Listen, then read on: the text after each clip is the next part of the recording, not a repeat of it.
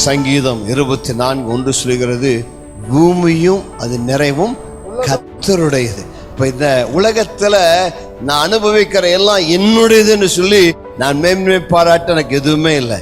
எல்லாம் அவர் கொடுத்தவைகள், எல்லாம் அவருடையவைகள். அவருடையதை பாதுகாக்க கர்த்தர் என்னை நம்பி என் கையில கொடுத்திருக்கிறார்.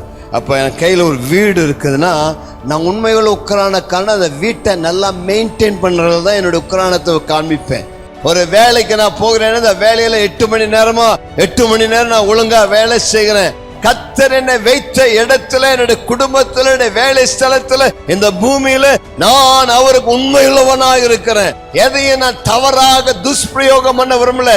அது என்னுடையதே இல்லைன்னா கூட இவைகள் தேவனுக்குரியவைகள், தேவனுக்குரியதுல நான் உண்மையா இருக்க விரும்புகிறேன் சொல்லி யார் தங்களுடைய வேலை ஸ்தலத்துல உண்மையாக இருக்கிறார்களோ அவர்களை கர்த்தர் உலகத்துல பெரிய ஆளாக உயர்த்த வல்லவராக இருக்கிறார். கர்த்தருக்கு மகிமை உண்டாவதாக.